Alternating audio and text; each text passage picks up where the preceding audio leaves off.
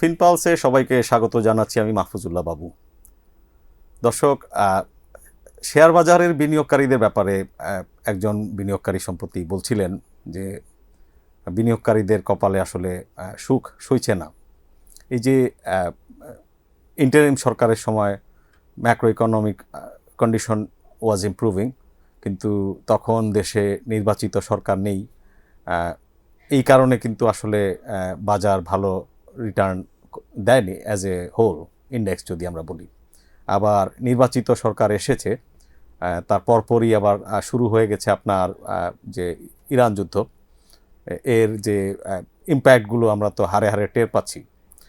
সব কিছু মিলিয়ে এই বছরটা কেমন যাবে, বর্তমান পরিস্থিতি, তার একটা actual faces for the stock market কী হবে। স্টুডিওতে আমার সঙ্গে আছেন এজ অ্যাসেট ম্যানেজমেন্টের চেয়ারম্যান জনাব আসিফ খান। তিনি সিএফএ সোসাইটি বাংলাদেশেরও প্রেসিডেন্ট। তার কাছ থেকে আমরা শুনি। আসলে আপনার এইবারের যেই ঘটনাটা, ইরান যুদ্ধ বলছি আমরা, যদিও তারা যুদ্ধটা শুরু করেনি, সেটা বেশ আনপ্রেসিডেন্টেড ঘটনা, যেটার ফলে বিশ্বের এনার্জি সাপ্লাইয়ের একটা বড় অংশ, তেলের বাজারে আমরা জানতাম যে অরিজিনালি 20% হরমুজ দিয়ে আসতো, সেটা ইম্প্যাক্টেড ছিল। এছাড়া হচ্ছে গিয়ে যে শুধু তেল না, এখানে আপনার গ্যাস, স্পেসিফিক্যালি এলপিজি যদি বলি, ফার্টিলাইজার, পেট্রোকেমিক্যালস ও বেশ কিছু সেক্টরই আসলে ইম্প্যাক্টেড। সো যখন এই ধরনের একটা সাপ্লাই শক নিয়ে অ্যানালাইসিস হয়, আগেকার যেই অয়েল শকগুলো ছিল সেগুলো দেখা গেছে যে 9%, 7% অফ গ্লোবাল সাপ্লাইয়ের ইম্প্যাক্ট ছিল। এইবারের সংখ্যাটা কিন্তু বড়। আচ্ছা, সেকেন্ড ফ্যাক্টরটা এইবারের হচ্ছে গিয়ে যে অলরেডি কিন্তু অনেকদিন হয়ে গেছে, হ্যাঁ, কিন্তু এখনও আমরা কোনো একটা definitive end to the conflict কিন্তু দেখছি না। তো সেটাও আসলে জায়গাটাকে অনেক বেশ কমপ্লিকেটেড করে দেয়। তবে যে জায়গায় আসতে যাচ্ছিলাম, যেগুলো বলে যে আপনার এগুলো তো নিঃসন্দেহে আসলে বাংলাদেশের উপরে এবং পুরো বিশ্বের উপরে সিগনিফিক্যান্ট ইম্প্যাক্ট।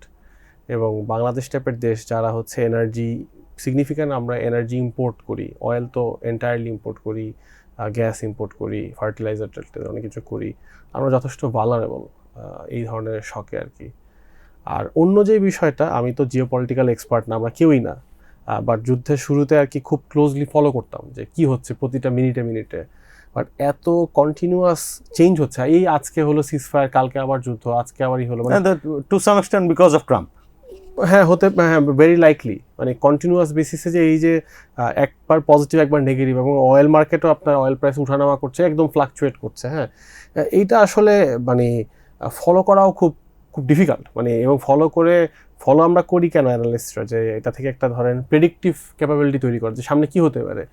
আমি আসলে আই হ্যাভ গিভেন আপ, যেটা আসলে প্রেডিক্ট করাটাই আমি কাইন্ড অফ ছেড়ে দিয়েছি। জাস্ট একটা জিনিস মনে হচ্ছে যে ব্যাপক ক্ষয়ক্ষতি হয়েছে মাল্টিপল পার্টিজের। এখন হয়তো একটু ইচ্ছা আছে কিছুটা হলেও যে একটা ডিলে আসি, আর তাদের দুজনের নেগোসিয়েশন যেখান থেকে শুরু করছে, ইরানের যেই দাবি দাওয়াগুলো হয়তো আপনি জানেন, বা ইউএসের যে দাবি দাওয়া, অনেক দূরত্ব, এগুলোকে এক জায়গায় আনাটা কিন্তু যথেষ্ট কঠিন হবে আর কি। Not much likely. হ্যাঁ, তো এখন ডলার, যেমন ইউক্রেনের যুদ্ধের কারণে সারা পৃথিবীতে ডলার ডিমান্ড বেড়ে গেছিল, এখন কিন্তু এটি আমরা আবার দেখছি না। এর কারণটা কি? আচ্ছা, এটা খুবই একটা গুরুত্বপূর্ণ প্রশ্ন আপনি রেজ করেছেন। হ্যাঁ, এটা নিয়ে অ্যাকচুয়ালি আমি লিঙ্কডইনেও একটা লেখা দিয়েছিলাম যে ইউক্রেন যুদ্ধটা যখন হয় তার আগে বাংলাদেশের কিছু খুব ক্লিয়ার মিস্টেক ছিল পলিসি ডিসিশনে। এর মধ্যে সব থেকে দুইটা বড় ছিল যে আমরা দীর্ঘদিন ধরে টাকার মান এক জায়গায় অলমোস্ট আর্টিফিশিয়ালি ধরে রেখেছিলাম, আর্টিফিশিয়ালি আটকায় রাখছিলাম। হ্যাঁ, এবং বাই অল মিনস আপনি যদি রিয়ার ক্যালকুলেশন বা অন্য এই ধরনের ক্যালকুলেশন করেন, টাকা তখন প্রায় 30%-এর উপরে ওভার ভ্যালুড ছিল। সো এটা ছিল এক। আর সাথের যেটা আরও ক্ষতি করেছে আমাদের দেশের ওই সময়, যে সুদের হার, আপনার মনে আছে সেই বিখ্যাত 9-6 পলিসি, হ্যাঁ, সেটাও আর্টিফিশিয়ালি আমরা সাপ্রেস করে রেখেছি। এই দুটার কম্বিনেশনের কারণে আসলে আপনার ইউক্রেন ওয়ারের ইম্প্যাক্টটা বাংলাদেশের উপরে কিন্তু খুবই সিগনিফিক্যান্ট ছিল। যে আসলে গত 2022 থেকেই তো ইকোনমি খুব স্ট্রাগলিং একটা দিয়েছিল, রিজার্ভ পড়ে গেছে, ইনফ্লেশন বেড়ে গেছে, ইন্টারেস্ট রেট বেড়ে গেছে, শেয়ার বাজার কিন্তু গত 3-4 বছর ধরে আসলে কোথাও it's not going anywhere, in fact down হয় তো 3-4 বছরে। তো ওইটা আর কি আপনার ওইটার যুদ্ধের আগের যে আমাদের মিস্টেকগুলো ছিল, হ্যাঁ, সেগুলো খুব খারাপভাবে আমাদেরকে ইম্প্যাক্ট করে। বাট আপনি এইবারেরটা খেয়াল করেন, এইবারের কিন্তু প্রবলেমটা মানে ইউক্রেন যুদ্ধের তুলনায় এই ইরান যুদ্ধটার কিন্তু প্রবলেমটা বড়। বাট আমার পলিসি মেকিং যেহেতু এর মধ্যে আমরা IMF এর সাথে ছিলাম, আমার সুদের হার অলরেডি বাড়িয়ে রেখেছি, আমরা রিজার্ভ একটা সার্টেন লেভেল পর্যন্ত বিল্ড আপ করে ফেলছি। আপনি দেখেন যে এই যুদ্ধ হওয়ার পরেও টাকার কিন্তু তেমন কোনো প্রেসারে আসে নাই, মানে টাকার উপরেও আসে নাই এবং আপনি FX রিজার্ভসেও আসে নাই। যদি টাকার উপর প্রেসার থেকে আপনি আর্টিফিশিয়ালি টাকার মান ধরে রাখার চেষ্টা করতেন, তাহলে রিজার্ভস খুব সিগনিফিক্যান্টলি ফল করে যেত, অফিসিয়াল চ্যানেলে রেমিটেন্স আসতো না। কিন্তু আপনি রেমিটেন্সের ডেটা দেখেন, গত মাসে তো রেকর্ড সংখ্যক রেমিটেন্স আসছে এবং এই মাসেও অনগোয়িং যে ডেটা যথেষ্ট ভালো। তো এইটা একটা জিনিস প্রুফ করে কি, যে আপনি যখন macro economic, specially monetary policy, exchange rate policy, এগুলো যখন আপনি প্রুডেন্টলি নেন, হ্যাঁ, আপনার অর্থনৈতিক ভিত্তিটা অনেক শক্ত থাকে। আমাদের এনার্জির স্বল্পতা আছে। তো এখন আসলে অতীতে যা হয়েছে ভুলভ্রান্তি বা করাপশন যদি বলি, সবই তো এখন যেভাবে আমরা এনার্জি সিচুয়েশনটাকে ম্যানেজ করছি, আপনার মূল্যায়নে এটা কতটা প্রুডেন্ট হচ্ছে? আসলে এনার্জি তো অনেক বড় একটা ভাস্ট টপিক। আমরা যারা ক্যাপিটাল মার্কেটের লোক, আমরা কিন্তু এনার্জি এক্সপার্ট না। বাট আমরা লাকিলি রিসেন্টলি একটা প্রোগ্রামে আমরা বুয়েটের প্রফেসর তামিমকে ডেকেছিলাম এবং কনফিডেন্স গ্রুপের চেয়ারম্যানকে। তো তাদের থেকে আমরা বেশ কিছু ইনসাইট পাই, আর নিজস্ব কিছু তো নলেজ আছেই।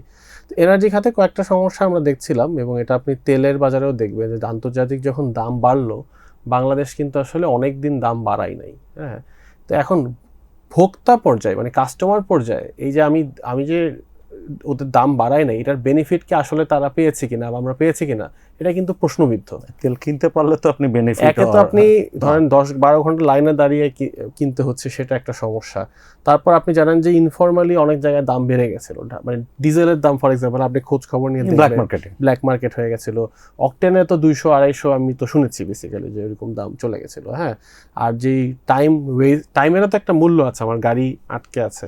সো এইটা আপনি দেখবেন বিশ্বের বেশিরভাগ দেশে কিন্তু দাম বাড়িয়ে দিয়েছিল। এটা আমাদের দেশের হিস্টোরিক্যালি সব সরকারি একসময় বিপিসি আপনার বছরের পর বছর যখন ইন্টারন্যাশনাল মার্কেটে আলট্রা লো প্রাইস ছিল, তখনও বিপিসি কিন্তু প্রচুর মুনাফা করেছে। হ্যাঁ হ্যাঁ, তো এই একটা যে ফিক্সড মেকানিজমের প্রতি আমাদের দেশের একটা ভালোবাসা, এবং এটা শুরু হয়েছে কিন্তু বহু আগে থেকে। যে তেলের দাম বলেন, এক্সচেঞ্জ রেট বলেন, সুদ হার, স্টক প্রাইস, ফ্লোর প্রাইস আপনি জানেন, হ্যাঁ, এইগুলা কিন্তু হিস্টোরিক্যালি আমাদের দেশের অনেক অর্থনৈতিক ক্ষয়ক্ষতি করেছে।